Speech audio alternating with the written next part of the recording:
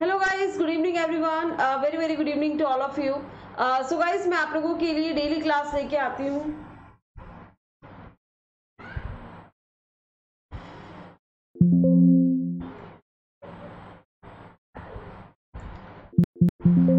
So guys, हमारी daily class होती है यूट्यूब पे शाम 7 बजे। मैं आपके लिए क्लास लेके आती हूँ अनअकैडमी के इस चैनल पे। इसके अलावा अनअकैडमी की लर्निंग ऐप पर भी आप लोगों के लिए मैं फ्री स्पेशल क्लास लेके आती हूँ, पेपर 1 और पेपर 2 दोनों की। ठीक है जी। पेपर 1 का जो स्पेशल क्लास टाइमिंग है वो 9 AM डेली हमारी क्लास होती है।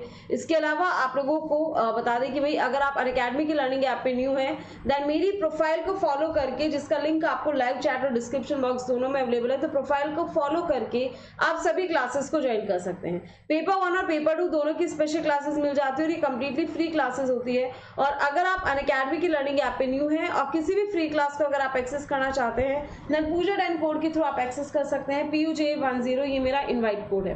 इसके अलावा अगर आपको कंप्लीट स्टडी करना है पेपर 1 और पेपर 2 तो आप अनअकैडमी प्लस या आइकॉनिक सब्सक्रिप्शन पे जा सकते हैं, जहां पे आपको live classes with PDF notes in Hindi and English both languages available है। अगर आपको मेरा कंप्लीट गाइडेंस चाहिए तो आप मेरे साथ जुड़ सकते हैं अनअकैडमी प्लस पे। PUJ10 ये मेरा रेफरल कोड है अनअकैडमी की किसी भी सब्सक्रिप्शन के लिए, और अपने सब्सक्रिप्शन पे इंस्टेंट डिस्काउंट के लिए रेफरल कोड आप लगा सकते हैं। एंड आफ्टर सब्सक्रिप्शन आपको जो है सभी क्लासेस और क्विजेस वगैरह यहाँ पे अवेलेबल हो जाती है स्ट्रक्चर्ड फॉर्मेट में। 2 सब्सक्रिप्शन प्लान है आपके पास, दोनों सब्सक्रिप्शन प्लान में 12 महीना और 24 महीना सबसे इकोनॉमिकल एंड वैल्यूएबल पैक है। साथ ही साथ आपके पास EMI ऑप्शन भी है, कैश ऑप्शन भी है, डेबिट एंड क्रेडिट किसी भी कार्ड के थ्रू आप पेमेंट ऑप्शन भी जा सकते हैं। रेफरल कोड आपको कहाँ लगाना है, तो ये जो गिफ्ट बॉक्स आपको नजर आ रहा है यहीं पर आपने कोड लगाना है पूजा 10 फॉर 10% इंस्टेंट डिस्काउंट। इसके अलावा अगर आप चाहें तो आइकॉनिक पर भी जा सकते हैं। आइकॉनिक सब्सक्रिप्शन पे आपको कुछ एक एडिशनल बेनिफिट्स यहाँ पे जो है अवेलेबल हो जाते हैं। तो चलिए with the very first question हम लोग स्टार्ट करते हैं। और आज का पहला क्वेश्चन आपके सामने आ रहा है। ओके, ये तो हो गया था हमारा लास्ट सेशन में। चलिए, so very first question guys आपके सामने है। A measure of the responsiveness of quantity demanded to change in the price of a related goods is known as। अच्छे से आंसर करिएगा सोच समझ के क्वेश्चन को। क्वेश्चन आपके सामने है।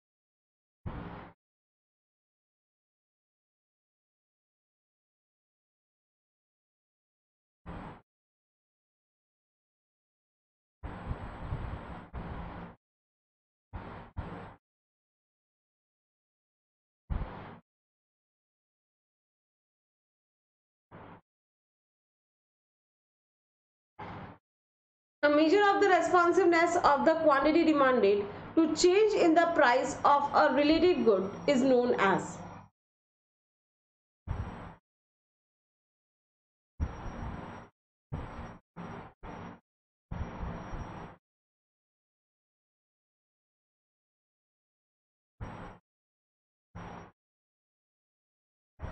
The cross elasticity of demand, the substitute elasticity of demand, complementary elasticity of demand, या फिर the price elasticity of demand।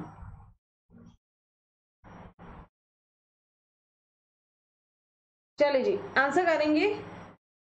और कल हम लोग गाइस ध्यान रखिएगा, मैं आपके साथ इकोनॉमिक्स का जो यूनिट है हमारा उसके क्वेश्चंस डिस्कस करूंगी, कुछ एक पोटेंशियल क्वेश्चंस। चलिए सी आंसर आ रहा है, the complementary elasticity of demand.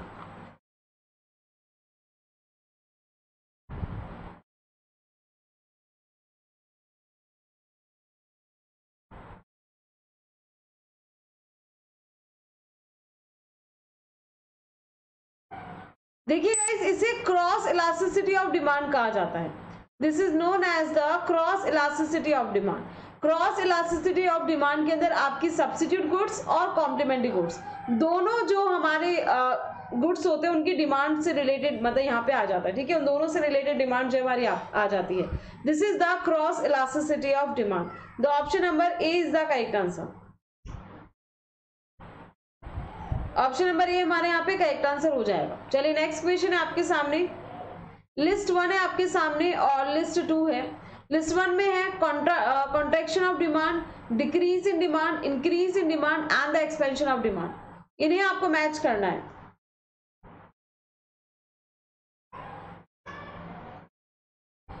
Contraction of demand, decrease या इंक्रीज या एक्सपेंशन ऑफ डिमांड।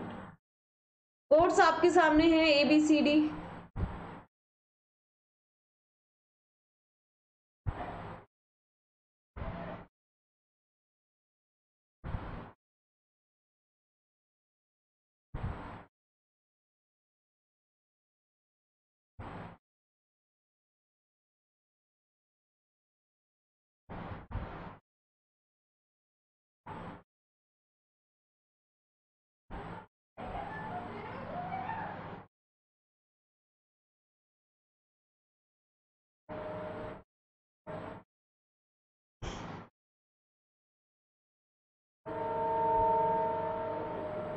ओके, ये आंसर आ रहा है इसका।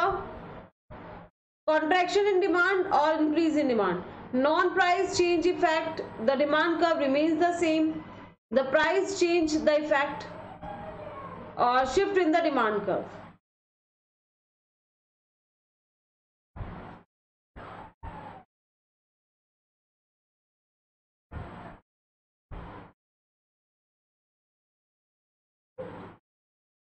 तो कॉन्ट्रैक्शन इन डिमांड में देखिए डिमांड कर्व सेम रहता है, साथ ही साथ में प्राइस में चेंज के कारण इफेक्ट आता है, या तो 2 होगा या 3 होगा, और यहाँ पे भी इसका या तो 2 होगा या तो 3 होगा। तो इसके अकॉर्डिंग पकड़ लो, और इसका 1 होगा या 4 होगा, इसका भी 1 होगा या 4 होगा। ये थोड़े कंफ्यूजिंग क्वेश्चंस आते तो हमें पेयर अप करना होगा इन्हें। 2 और 3 ये रहा। Option number C correct answer होना चाहिए हमारा। Option number C, option number C is the correct answer. समझ आया कैसे मैंने इसे सॉल्व किया है क्वेश्चन को? थोड़ा सा देखो, इसको थोड़ा सा कंफ्यूजिंग बनाया हुआ है क्वेश्चन को। आपको पता है कॉन्ट्रैक्शन और डिमांड में या फिर एक्सपेंशन और डिमांड में, तो ये एक तो प्राइस के कारण होता है, ये जो इफेक्ट आता है वो प्राइस में चेंज के कारण आता है, और यहाँ पे जो डिमांड कर्व है वो सेम रहता है, मतलब movement along the same demand curve होता है, मतलब एक ही मांग वक्र पे जो है क्रिया मतलब प्रतिक्रिया या जो है चेंजेस होते हैं, अलग से कोई डिमांड कर्व नहीं बनता है। तो यहाँ पे सी करेक्ट आंसर होगा। हमें ऑप्शंस को थोड़ा सा मैच करना होगा, ठीक है, तालमेल बिठाना होगा यहाँ पे। एक बार मुझे थम्स अप करके बताओ, क्लियर है? एक बार थम्स अप कर दो, क्लियर है ना?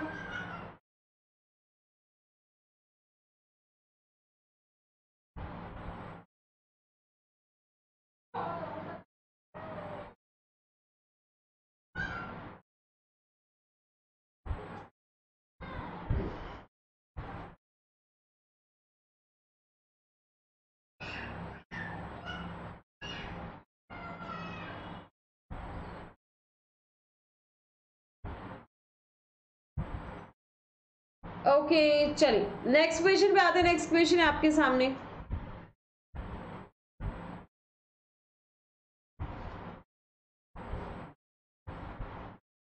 चलिए सो गाइस नेक्स्ट क्वेश्चन है, इसको आंसर करना है आपने।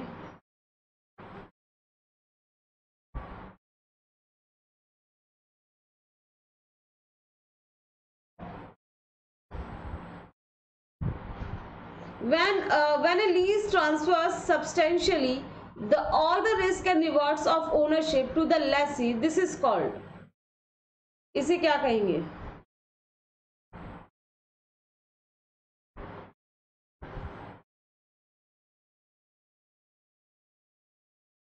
मैम आज मैंने ऑल इंडिया मॉक टेस्ट दिया था, ओनली 46 आउट ऑफ 200 नंबर्स आए। तो देखिए मधु, आई होप सो आपको अपनी पोजीशन खुद आप एनालाइज कर पा रहे होंगे कि आपको कितनी मेहनत की जरूरत है या फिर कहाँ पे आपको मेहनत की जरूरत है, ठीक है। नंबर ऑफ क्वेश्चन अटेम्प्ट करने का कोई लॉजिक नहीं है, आपको ज्यादा से ज्यादा कॉन्सेप्ट समझना है और उसके बाद क्वेश्चन लगाओगे तो करेक्ट होंगे। अगर आप सिर्फ क्वेश्चन लगाते रहोगे तो कॉन्सेप्ट कब पढ़ोगे? क्वेश्चन भी करो, कॉन्सेप्ट भी करो। हाँ 100 में से आए 46 तो भी बहुत कम है। अगर आपको जेआरएफ चाहिए ना तो 100 में से एटलीस्ट आपके 70 प्लस मार्क्स आने चाहिए। ओके कोई ना, गलती से 200 लिख गए। चलिए जी कोई ना, ये वाला क्वेश्चन को आंसर करें। When a lease transfers substantially all the risk and rewards of ownership to the lessee, this is called, इसे क्या कहेंगे? A finance lease, operating lease, buy to let agreement or rental agreement. So what it is called?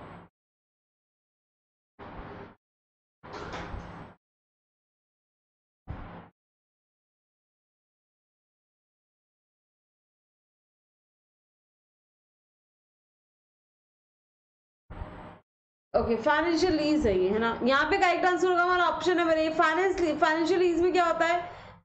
Finance lease में क्या होता है, हम लोग क्या करते हैं, रिस्क एंड रिवॉर्ड जो होता है ओनरशिप के, वो किसको ट्रांसफर कर देते हैं? लेसी को ट्रांसफर कर दिए जाते हैं। सो option number A is the correct answer. चलिए नेक्स्ट क्वेश्चन है आपके सामने। स्टेटमेंट नंबर 2 स्टेटमेंट्स है, बताना है which is correct. Statement number 1 है securitisation is an conversion of the existing और the future cash inflow into a tradable security, and securitization shows the true picture of the financial position of a firm. So बताना है which statement is correct.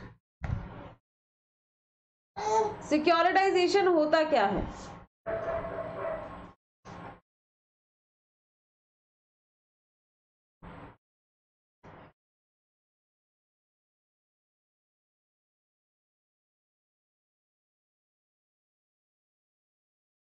Securitisation एक नया, देखिए securitisation जो है एक नया तरीका है, एक न्यू वे है, new way of financing.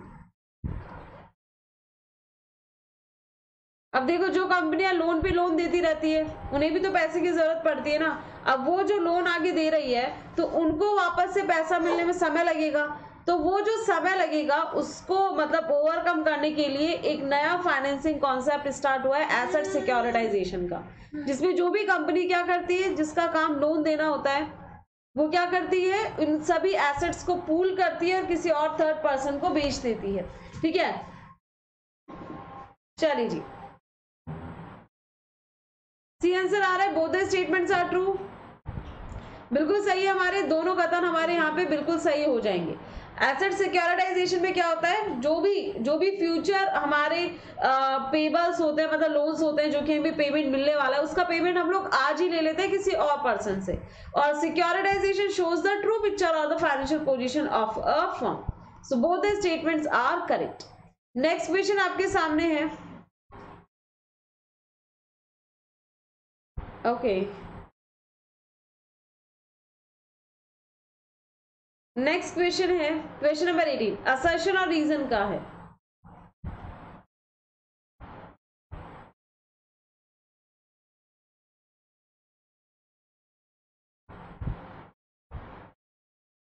And one second guys, एक बार हम लोग 17 वाले क्वेश्चन पे वापस आते हैं एक बार, है ना। देखिए यहाँ पे मैं बता दूं स्टेटमेंट नंबर 2 इनकरेक्ट है, फाइनेंशियल पोजीशन के बारे में नहीं बताता, तो यहाँ पे only the statement number 1 that is option number A is only the correct answer, C नहीं है, A is the correct answer. ये फाइनेंशियल पोजीशन के बारे में नहीं बताता भाई, फाइनेंशियल पोजीशन के बारे में कौन बताता है, कंपनी की बैलेंस शीट बताता है ना, फाइनेंशियल स्टेटमेंट बताते हैं। सिक्योरिटाइजेशन तो एक फाइनेंसिंग का तरीका है, एक नया तरीका है ना, तो ये फाइनेंशियल पोजीशन के बारे में नहीं बताता कि कितना स्ट्रांग है, अकाउंट्स को मैनिपुलेट किया जा सकता है। सिक्योरिटाइजेशन में तो क्या होता है, हमारे पास जो भी एसेट्स है, फाइनेंसिंग एसेट्स है, उनको हमने पूल किया, मतलब जो भी हमारी ट्रेडेबल सिक्योरिटीज थी उनको पूल किया और आज हमने उसको कैश में कन्वर्ट कर लिया। ठीक है, फ्यूचर के जो कैश इनफ्लोज थे उन्हें आज ही हम लोगों ने क्या कर दिया, कैश में कन्वर्ट कर लिया, तो वो एसेट सिक्योरिटाइजेशन है। तो उसका financial position of a firm से कोई लेना देना नहीं है। ठीक है, so option number A is the correct answer.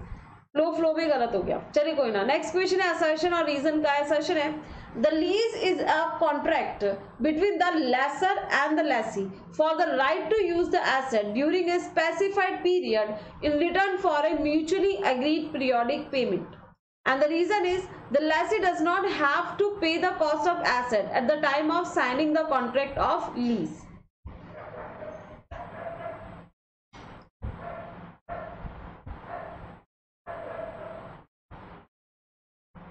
Assertion and reason का है हमारा क्वेश्चन।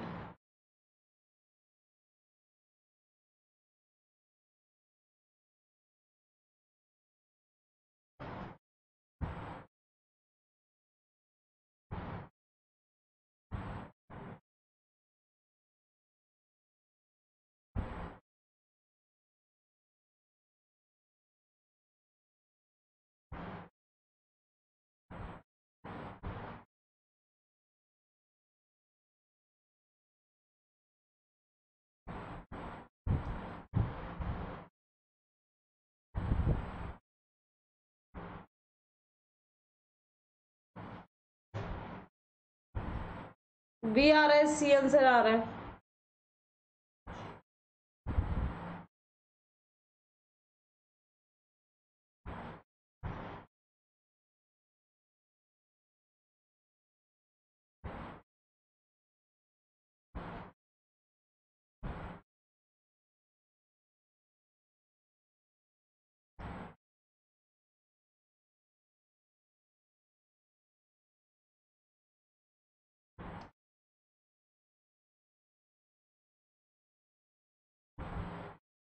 देखिए गाइस, यहाँ पे हमारे दोनों करेक्ट है बट एक्सप्लेनेशन सही नहीं है। The option number B is the correct answer, both the statements are correct but not the correct explanation. बात समझ में आ रही है? Lease is a contract between the lessor and the lessee for the right to use the asset during a specified period of time for a mutually agreed periodic payments, बिल्कुल सही है। And the lessee does not have to pay the cost of asset at the time of signing of the contract of the lease। तो ये भी आपका सही है but यहाँ पे explanation सही नहीं है। So option number B is the correct answer। Very good Madhuri Kushwaha and उज़मा Iqbal, very good guys, very good Sudesh, बिल्कुल सही है। चलिए नेक्स्ट क्वेश्चन पे आते हैं। नेक्स्ट क्वेश्चन है मैच करना है आपको। लिस्ट 1 में कुछ एक टर्म लोन्स हैं और लिस्ट 2 में इनका सोर्स आपको बताया है। तो फैक्टरिंग क्या है, डिबेंचर्स क्या है और लीज फाइनेंसिंग क्या है, बताइए। ये भी अच्छा क्वेश्चन है आपका।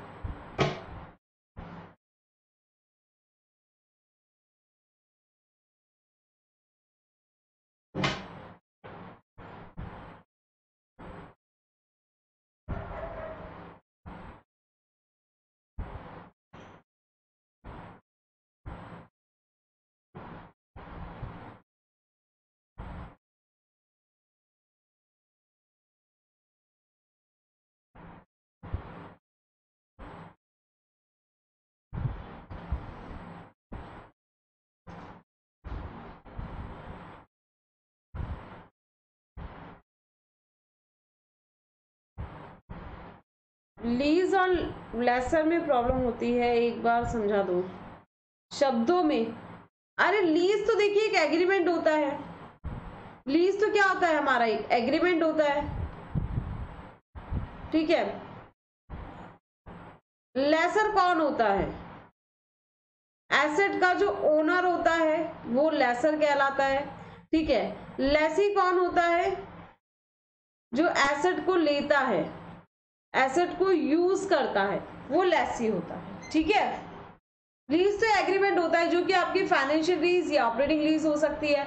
लेसर वो होता है जो एसेट का ओनर होता है, ठीक है, owner of the asset. And the Lesi कौन होता है? जो एसेट को यूज करता है। ओके चलिए देखिए, अब मैं आपको बता दूं फैक्टरिंग क्या है। फैक्टरिंग एक शॉर्ट टर्म है, मीडियम टर्म है, कैसा मतलब क्या है फैक्टरिंग? देखिए शॉर्ट टर्म मतलब लोन है।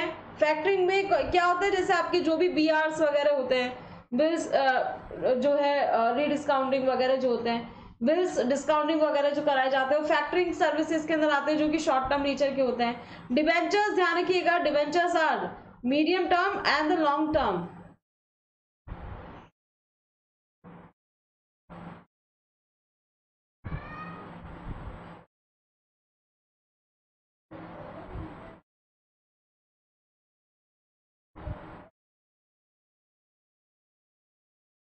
अरे 1 सेकेंड, गड़बड़ है। डिबेंचर मिड टर्म के लिए होते हैं और लीज फाइनेंसिंग जो होती है किसके लिए होती है? लॉन्ग टर्म के लिए होती है।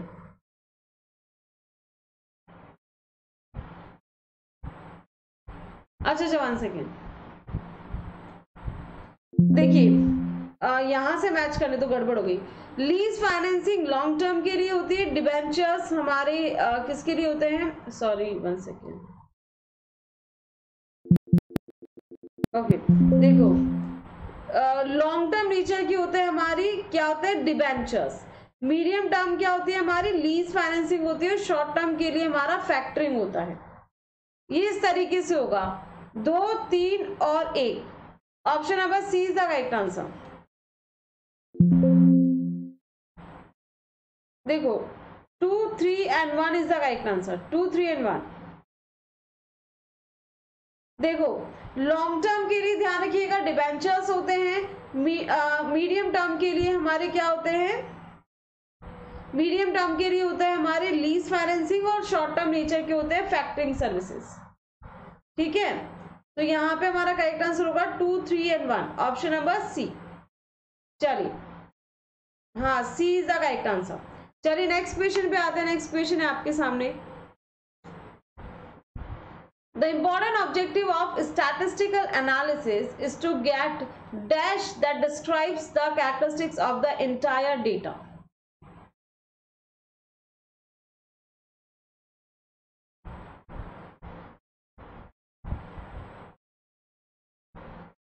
Single value, average value, central value या all of these?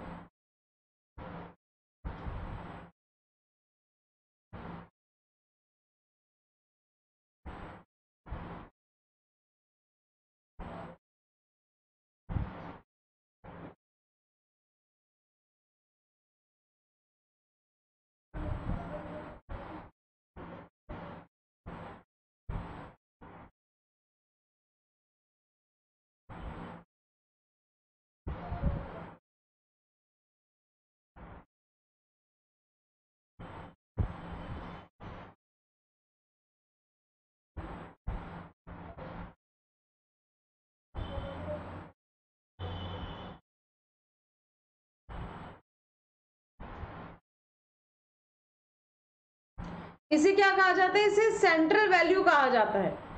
The important objective of statistical analysis is to get the central value that describes the characteristics of the entire data.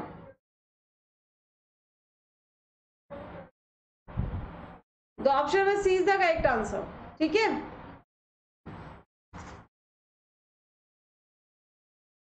Okay next question है आपके सामने, assertion और reason का है।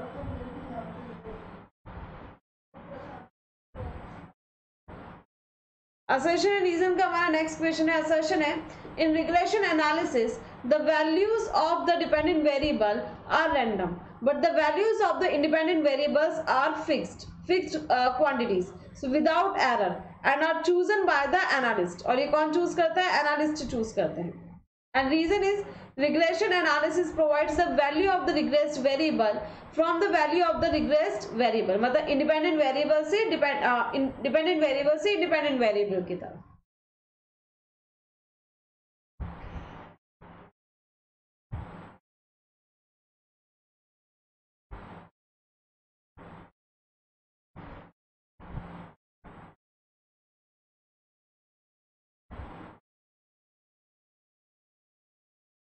क्या सही है, कौन सा ऑप्शन हमारा करेक्ट है?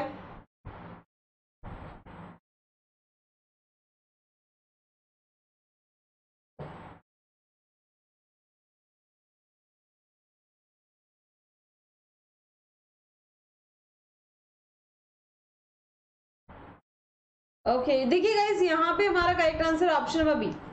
Both assertion and reason are true and reason is also the correct explanation of the assertion। ठीक है, दोनों करेक्ट है, सॉरी करेक्ट है बट एक्सप्लेनेशन सही नहीं है, नॉट द करेक्ट एक्सप्लेनेशन है ना, करेक्ट एक्सप्लेनेशन नहीं है। दोनों में देखिए बात रिग्रेशन एनालिसिस की हो रही है बट दोनों स्टेटमेंट्स बिल्कुल अलग है। रिग्रेशन एनालिसिस में डिपेंडेंट वेरिएबल फ्री होता है, जबकि डिपेंडेंट वेरिएबल को जो है एनालिस्ट खुद से चूज करता है और इस इंडिपेंडेंट वेरिएबल के बेसिस पे डिपेंडेंट वेरिएबल की वैल्यू को आइडेंटिफाई किया जाता है। ठीक है, सो ये हमारा क्या होता है, रिग्रेशन एनालिसिस होता है। ओके चलिए नेक्स्ट क्वेश्चन है आपके सामने। The probable error of the coefficient of correlation is calculated by which one of the following formula? सहसंबंध की गुणांक की संभावित त्रुटि की गणना निम्न में से किस सूत्र से की जाती है?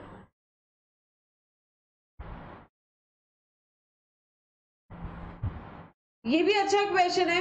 कई बार एग्जाम में से प्रैक्टिकल क्वेश्चन भी आ जाता है और कई बार आपको जो है ये सेम फॉर्मूला स्टेटमेंट फॉर्म में देके पूछ लिया जाता है कि क्या स्टेटमेंट सही है, मतलब नंबर ऑफ स्टेटमेंट्स आ जाते हैं और उसमें से आपको करेक्ट स्टेटमेंट चूज करना होता है। तो फॉर्मूले को आपको लैंग्वेज के फॉर्म में भी लिखकर दे दिया जाता है।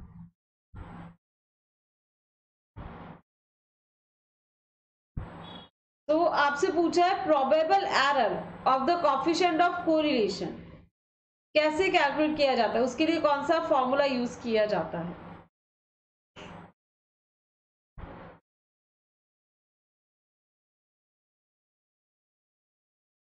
बी आंसर आ रहा है हमारे पास।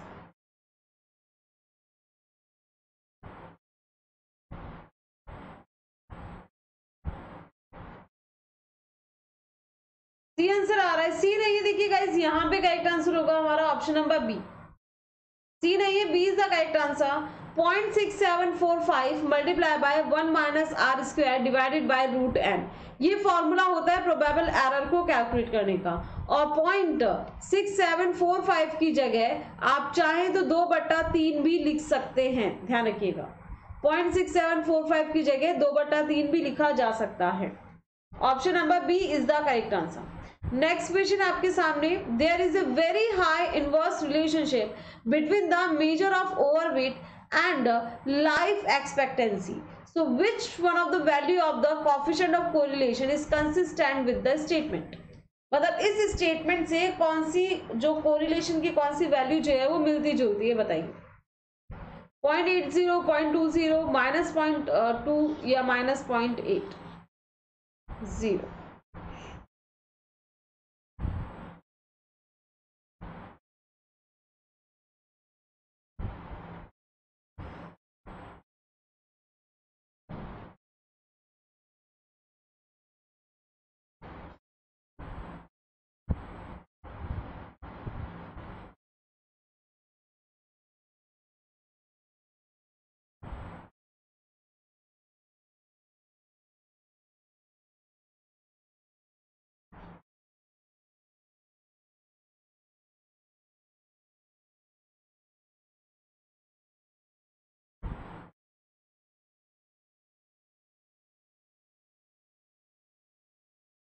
ओके बी आ रहा है, सी आंसर आ रहा है।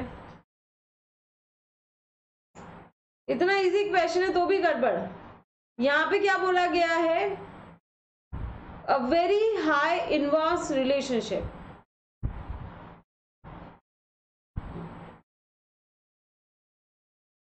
The very high inverse relationship बोला है।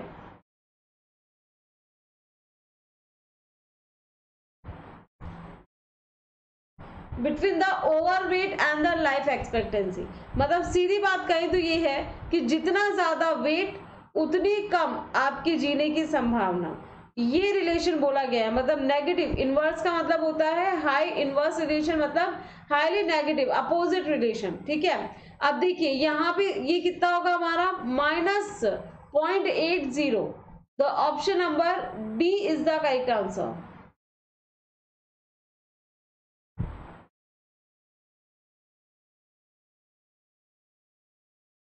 Okay the option number D is the correct answer guys.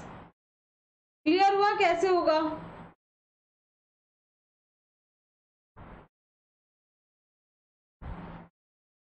ठीक है चलिए आगे चलते हैं नेक्स्ट क्वेश्चन पे। नेक्स्ट क्वेश्चन है, ए तो हो ही नहीं सकता, पॉजिटिव रिलेशन तो हो ही नहीं सकता। चलिए नेक्स्ट क्वेश्चन है आपके सामने। If the two regression coefficients are 0.8 and 0.6 then the value of the coefficient of correlation is. Coefficient of correlation की वैल्यू क्या होगी?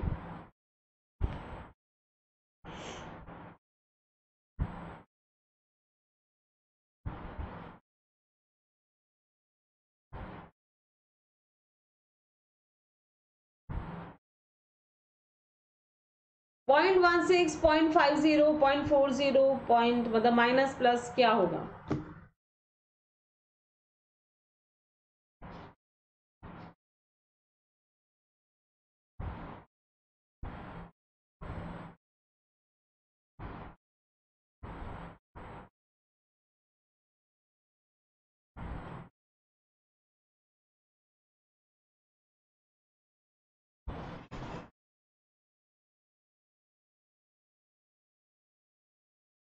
सी आंसर आया है 40.40 प्लस। हाँ, ए में माइनस ही है भाई।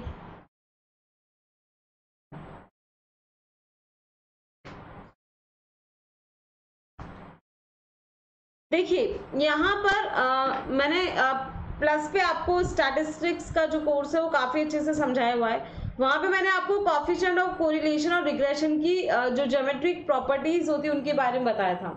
तो वहां पे हमने देखा था कि अगर आप कोफिशिएंट ऑफ कोरिलेशन की वैल्यू को फाइंड आउट कर सकते हैं बाय मल्टीप्लाइंग द और by the geometric mean of the two regression coefficient. दो जो रिग्रेशन कॉफिशिएंट्स है अगर आप उनका ज्योमेट्रिक मीन लेते हैं तो उससे आपकी कॉफिशिएंट ऑफ कोरिलेशन की वैल्यू निकल के आ जाती है। तो यहाँ पे हमारे दो कॉफिशिएंट कौन से हैं? 0.8 मल्टीप्लाई बाय 0.2, ये दो कॉफिशिएंट्स है हमारी। इन दोनों को हम लोग मल्टीप्लाई करेंगे तो ये कितना होगा? 1.60। अब ब्रैकेट ओपन करेंगे तो कितना हो जाएगा? 0.40। ठीक है, ये वैल्यू निकल के आएगी। अब यहाँ पर एक चीज ध्यान रखिएगा कि जो साइन कॉफिशिएंट ऑफ कोरिलेशन मतलब रिग्रेशन कॉफिशिएंट्स का होता है bxy और byx का जो साइन होगा वही साइन हमारे कॉफिशिएंट ऑफ कोरिलेशन का होता है। मतलब अगर आपकी वैल्यूज पॉजिटिव है तो आपका कोरिलेशन भी पॉजिटिव है, अगर आपकी रिग्रेशन कॉफिशिएंट्स नेगेटिव है तो आपका कोरिलेशन ऑफ कॉफिशिएंट भी क्या होगा? नेगेटिव होगा। बट फिलहाल यहाँ पे पॉजिटिव है तो यहाँ पे हमारा करेक्ट आंसर होगा option number C, +0.40 is the correct answer. ठीक है, काफी बार मैंने ये क्वेश्चन आपको करवाया और ये काफी बार एग्जाम में आता भी है। अच्छा क्वेश्चन है, लैंग्वेज में भी आ जाता है, स्टेटमेंट में भी आ जाता है मतलब, और प्रैक्टिकल क्वेश्चन भी आ जाता है इस क्वेश्चन से। चलिए नेक्स्ट क्वेश्चन है आपके सामने, which of the following statements are true? कौन से कथन हमारा जो है वो सही है? Management is a thinking function of top level management. Management does not ensure the utilization of the available resources to achieve some objectives. Management means managing man tactfully to get things done. बताइए which statement is correct?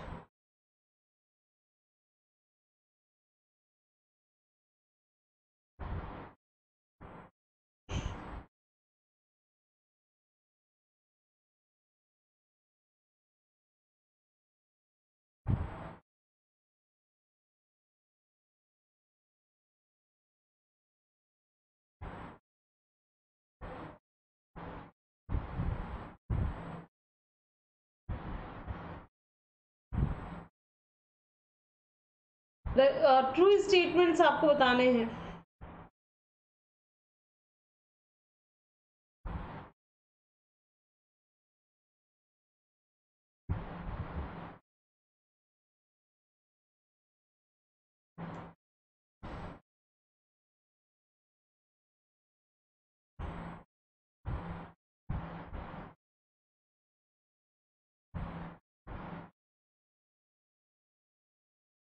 Okay guys, तो यहाँ पे हमारा correct answer होगा तो option number C. Option number C, both 1 and 3 options are correct. दोनों 1 और 3 statement हमारे जो है वो करेक्ट है। मैनेजमेंट क्या है? Management is a thinking function of the top level management, बिल्कुल सही है। और management does not ensure the utilization of available resources, तो ये गलत है ना। और management means managing the man tactfully to things done, है ना। तो ये भी हमारा करेक्ट है। So option number 1 and option number 3 are correct, जबकि 2 इज इनकरेक्ट। नेक्स्ट क्वेश्चन है आपके सामने,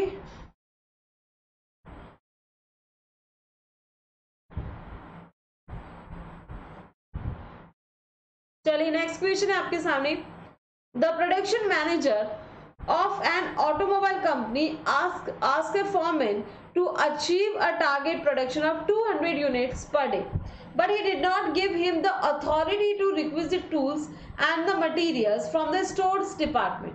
So the principle relating to this situation is, इस सिचुएशन से कौन सा प्रिंसिपल रिलेटेड है? Scalar chain principle, discipline, equity, authority and responsibility.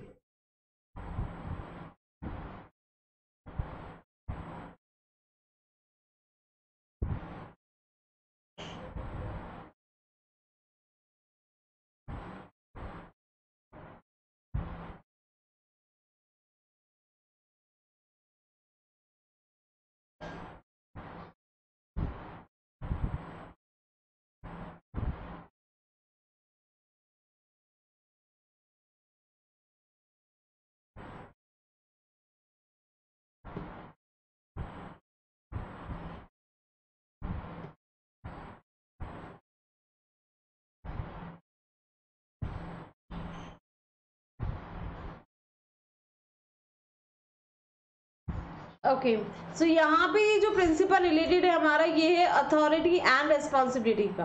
तो option number D is the correct answer. मतलब आपके पास अथॉरिटी नहीं है बट आपको रेस्पॉन्सिबिलिटी दी गई है। So this is the principle of authority and responsibility. मतलब देखिए मैनेजमेंट आजकल क्या हो रहा है, मैनेजमेंट किस तरीके से हो रहा है कि एक सिंगल मतलब पूरा जो वर्क है वो एक सिंगल हैंड में नहीं रहना चाहिए, सबको अलग अलग जो है वर्क डिवाइड किया जाता है, सो दैट टारगेट को ज्यादा रियलिस्टिक तरीके से अचीव किया जा सके, है ना। और जो लूप होल्स है, फ्रॉड्स है, उन्हें रोका जा सके। इसके लिए आपको बताना फ्योल के द्वारा 14 प्रिंसिपल्स ऑफ मैनेजमेंट हमें दिए गए हैं। ठीक है, तो इन 14 प्रिंसिपल्स से काफी बार हमारा जो क्वेश्चन है वो आ भी जाता है। चलिए, सो नेक्स्ट क्वेश्चन पे आते हैं हम लोग। नेक्स्ट क्वेश्चन है आपके सामने कुछ स्टाइल ऑफ मैनेजर है और उससे रिलेटेड कुछ एक फीचर्स है, तो उसे आपको मैच करना है। The styles of manager and related features है आपके पास।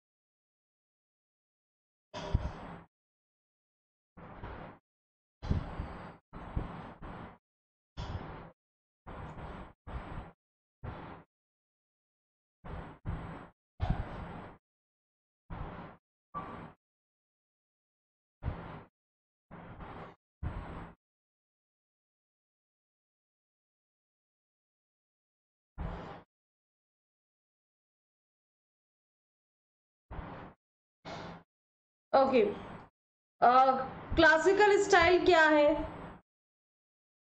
Autocratic leadership, transactional leadership, transformational leadership, इनमें क्या होता है?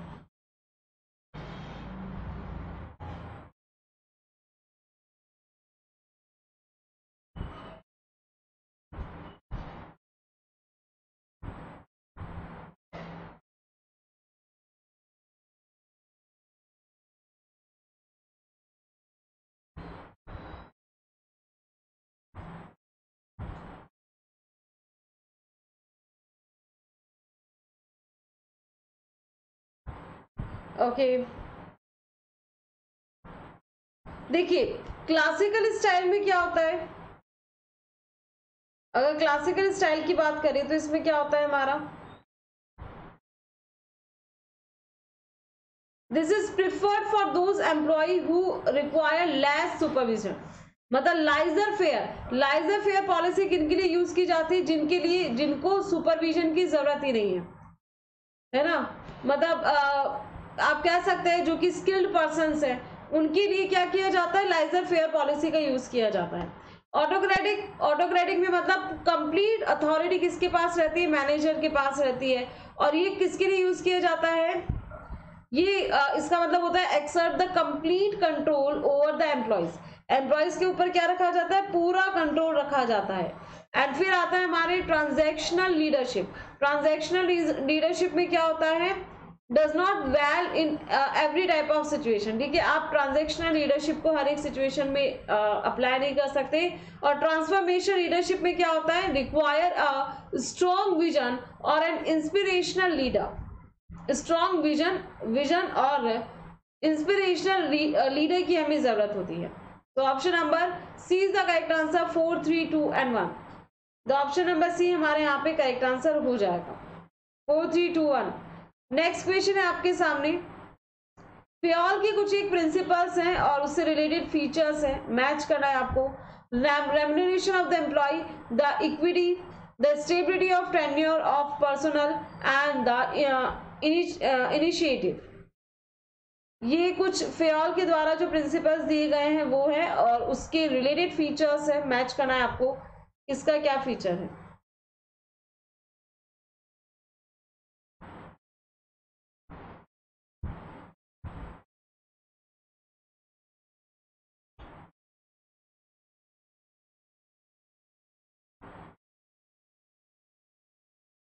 अरे हिंदी में भी होते हैं क्वेश्चन, बट क्या होता है कुछ क्वेश्चंस जो बड़े होते हैं ना, तो उनकी एक स्लाइड पे हिंदी इंग्लिश एक साथ लेके आना थोड़ा सा मुश्किल हो जाता है, क्योंकि वो फिर मतलब अल्फाबेट्स काफी छोटे हो जाते हैं वर्ड्स, और फिर वो दिखते नहीं हैं, तो इस वजह से तो जो लेंदी होते हैं ना वो सिर्फ इंग्लिश में ही होते हैं। फिर बाकी मैं समझा तो देती हूँ आप लोगों को, और कोशिश पूरी रहती है कि ज्यादा से ज्यादा हिंदी मैं आपके साथ मतलब अटैच करूं, सो दैट सभी को क्लास समझ आ जाए।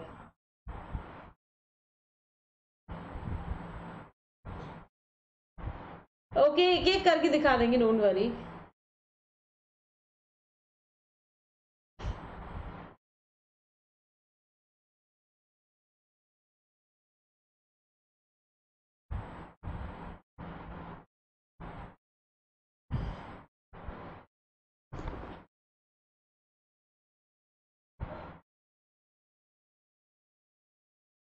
चलिए, I think so C answer आया मेरे पास इस क्वेश्चन का।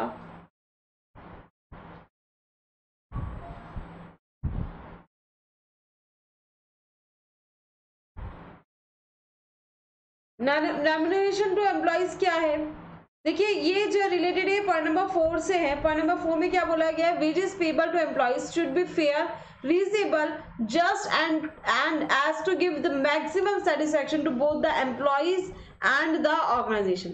मतलब एक रेम्युनरेशन जो भी दिया जा रहा है एम्प्लॉय को वो सूटेबल होना चाहिए, भाई इतना तो होना चाहिए ना, फेयर होना चाहिए, रीजनेबल होना चाहिए, एक मिनिमम स्टैंडर्ड्स जो है उसके अकॉर्डिंग होना चाहिए।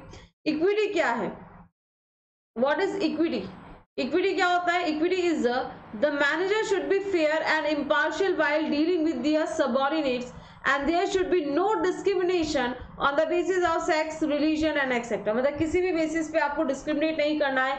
इक्विटी का मतलब क्या होता है, समानता बनाए रखनी है, मेल फीमेल या सबऑर्डिनेट है या कोई लोअर लेवल पे है कोई अपर लेवल पे है, तो ये सारी चीजें आपको नहीं करनी। then stability of the tenure of the personnel, ठीक है, stability that is related to the employee should not be moved from their positions frequently। ठीक है, मतलब आप लेबर मतलब जो भी आपके एम्प्लॉयज हैं उनका बार बार पोजीशन चेंज ना करें, बार बार जल्दी जल्दी पोजीशन चेंज करोगे तो उससे क्या होता है मतलब अच्छा आउटपुट निकल के नहीं आ पाता है ना, एक्सपर्टाइज नहीं आ पाती है। एंड इनिशिएटिव क्या है, employ should be encourage to develop and carry out their plans for improvements. ठीक है, इनिशिएटिव का मतलब होता है कि एम्प्लॉयज को थोड़ा सा बढ़ावा दो, एनकरेज करो उन्हें कि आप खुद प्लान बनाओ कैसे इंप्रूव किया जा सकता है ऑर्गेनाइजेशंस को, सिचुएशंस को एक्सेट्रा। तो यहाँ पे करेक्ट आंसर होगा हमारा option number D, 4 3 2 and 1। Option number D is the correct answer. ठीक है, चलिए नेक्स्ट क्वेश्चन पे आते हैं। तो नेक्स्ट क्वेश्चन है आपके सामने, अगेन कुछ टाइप्स ऑफ इंटरव्यू है आपके सामने और उनका यूजुअल एप्लीकेशन। तो टाइप्स ऑफ इंटरव्यू है और उसका यूजुअल एप्लीकेशन क्या है ये बताना है। Structured in depth insights, unstructured abilities under the modest, mixed number of applicants and the behavioural okay. So आपको बताना है, अच्छा मिक्स्ड, अच्छा ये नहीं है। स्ट्रक्चर्ड इंटरव्यू क्या है, अनस्ट्रक्चर्ड क्या है, मिक्स्ड क्या है और बिहेवियरल इंटरव्यू क्या है, ये सारे बताने आपको। ये जो नीचे वाला है ना ये थोड़े एप्लीकेशन का ही थोड़े वर्ड्स इधर आ गए।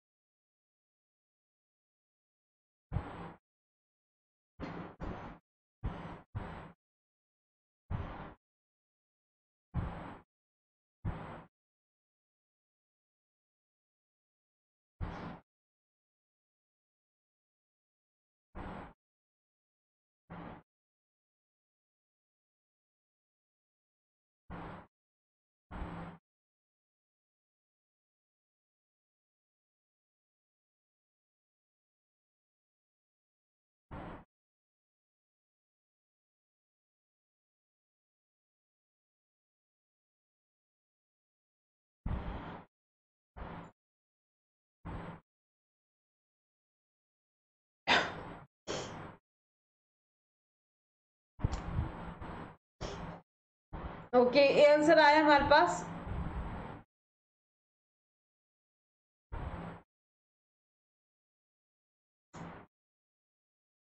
देखिए गाइस, स्ट्रक्चर इंटरव्यूज में क्या होता है, ऑलरेडी सब कुछ पहले से डिसाइडेड होता है, कौन सा क्वेश्चन पूछना है, सब कुछ प्री डिसाइडेड होता है। Useful for the valid results specially when dealing with the large number of applicants.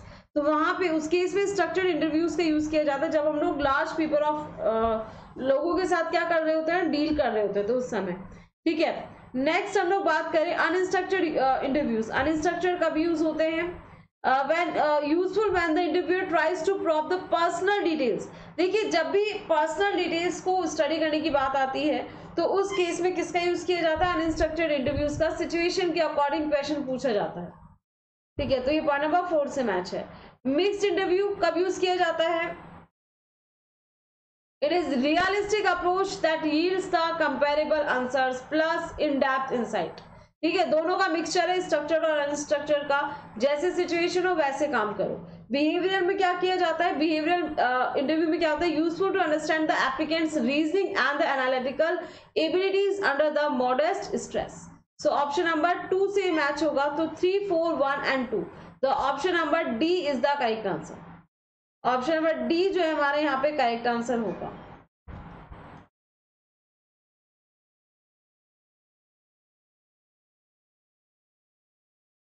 Clear है?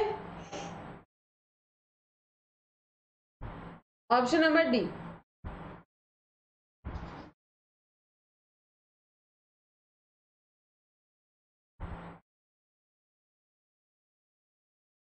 ओके, चलिए नेक्स्ट क्वेश्चन है गाइस आपके सामने, and the question is which one of the following is not the fund based business commercial banks. कौन से जो है fund based business commercial bank नहीं है? फंड बेस्ड बिजनेस नहीं है कॉमर्शियल बैंक का। Overdraft facility, issuance of letter of credit, acceptance of deposit and RTGS and NEFT transaction.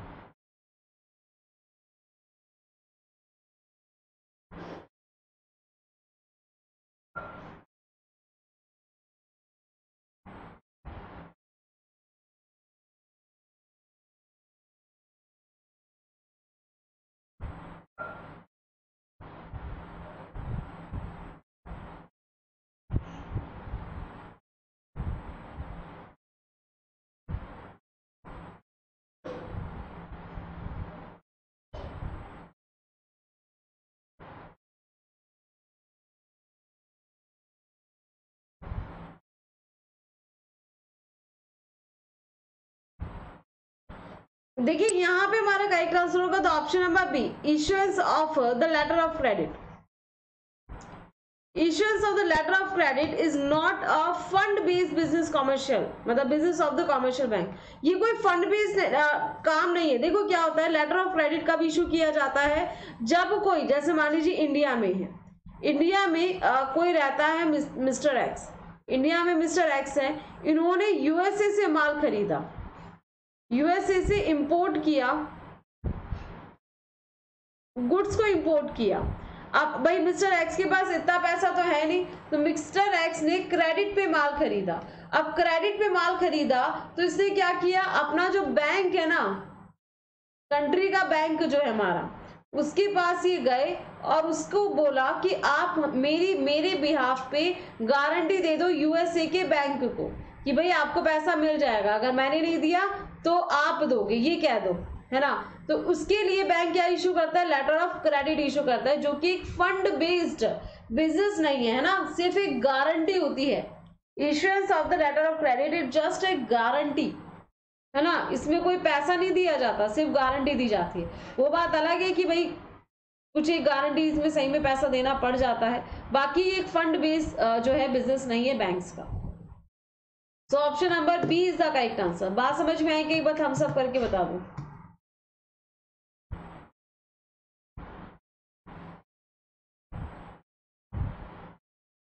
ठीक है, चलें आगे, नेक्स्ट क्वेश्चन आपके सामने, and the question is NP क्या है, एसएलआर क्या है, रेपो रेट क्या है और सीआरआर क्या है।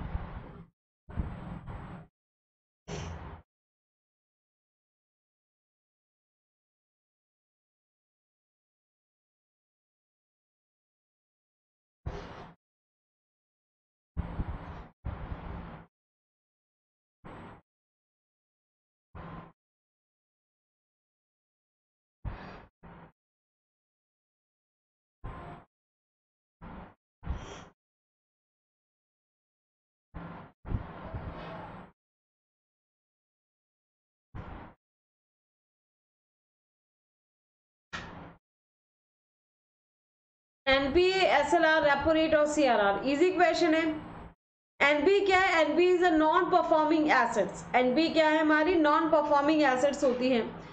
The loan and advance is not paid for more than 90 years. 90 दिन से ज्यादा के लिए के अगर जो भी लोन्स और एडवांसेस थे अगर वो नहीं मिले हैं, है ना, ड्यू डेट्स आ गई और 90 दिन हो गए पे नहीं किया, तो वो एनपीए बन जाती है, नॉन परफॉर्मिंग एसेट्स बन जाती है।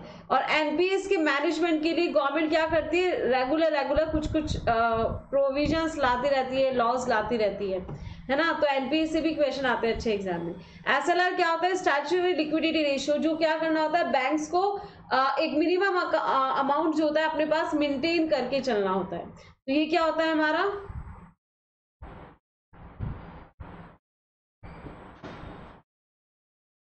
the percentage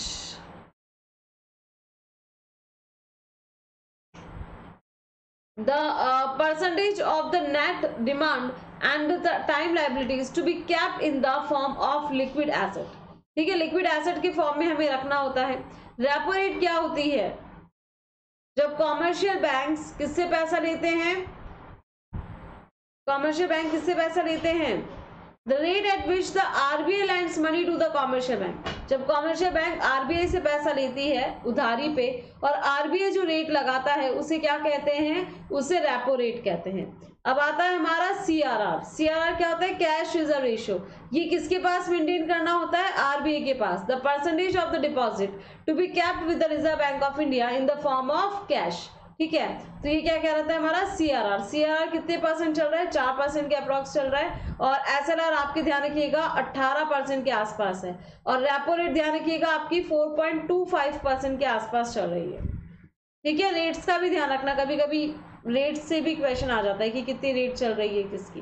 तो यहाँ पे हमारा करेक्ट आंसर होगा 3, 4, 2 and 1। नो, 3, 4, 2 and 1, या 3, 4, 2, 1। The option number B is the correct answer। Option में बी करेक्ट आंसर हो जाएगा। चलिए आगे चलते हैं नेक्स्ट क्वेश्चन की तरफ। चलिए नेक्स्ट क्वेश्चन है गाइस आपके सामने, असर्शन और रीजन का है। असर्शन और रीजन है, assertion है, the Reserve Bank of India is entrusted with the management of the public debt and the issue of the new loans and the treasury bills on behalf of the central and the state governments, and the governor and the deputy governor of the Reserve Bank of India are appointed by the central government।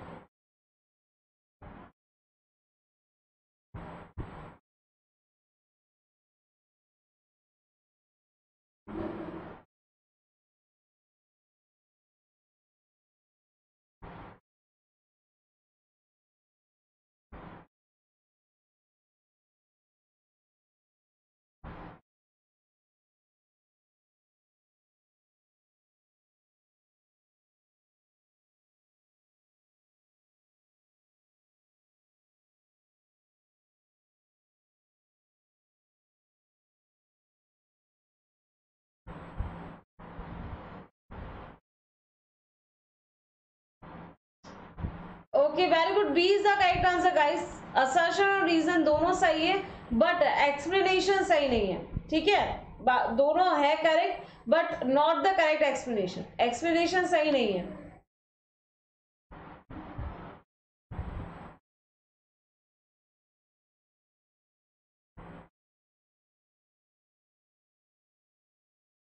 तो both the statements are correct. देखिए, government of India के behalf पे ही RBI क्या issue करता है, treasury bills या फिर गवर्नमेंट सिक्योरिटीज को इशू करता है।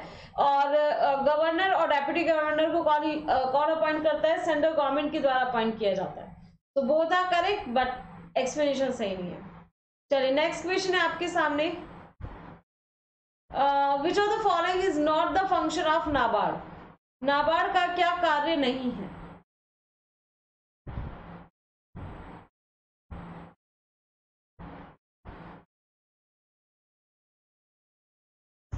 नाबार्ड का क्या कार्य नहीं है?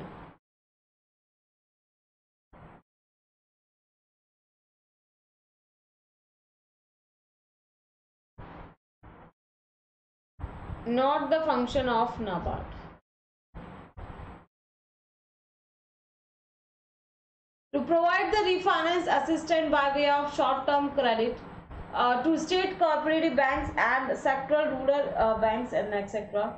approved by the Reserve Bank of India for a specific purpose, and to undertake the inspection of the cooperative societies other than primary cooperative societies and RRBs, to promote the research in various aspect of the problem of urban development. तो देखिए, आपको पता है option में C is the correct answer. NABARD किसके लिए कार्य करता है? रूरल डेवलपमेंट के लिए।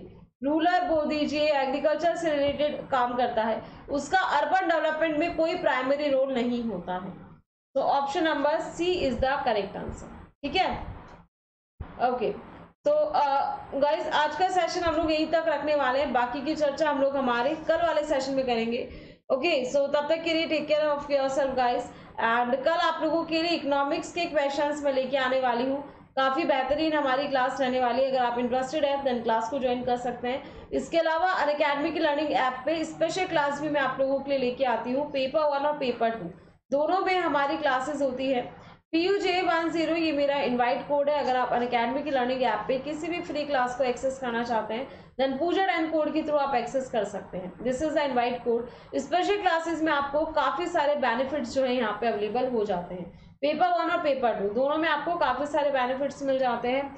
साथ ही साथ अगर आपको कोई भी इनएप्रोप्रिएट कंटेंट वीडियो में नजर आया तो आप रिपोर्ट कर सकते हैं। इसके अलावा अनअकैडमी के किसी भी सब्सक्रिप्शन के लिए आप रेफर कोड लगा सकते हैं पूजा 10। अगर आपको गाइस कंप्लीट स्टडी करना है पेपर 1 और पेपर 2 तो आप मेरे साथ अनअकैडमी प्लस पे जुड़ सकते हैं, ठीक है, जहाँ पे आपको 2 सब्सक्रिप्शन प्लान है। दोनों सब्सक्रिप्शन प्लान में आपको लाइव क्लासेस मिलती है with PDF notes in Hindi and English both languages.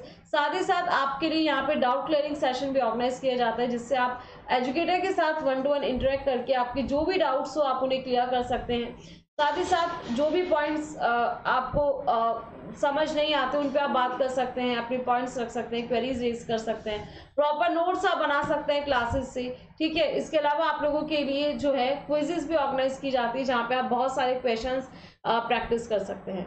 So thank you guys for taking the class and I hope so session अच्छा लगा हो तो do like and share the video.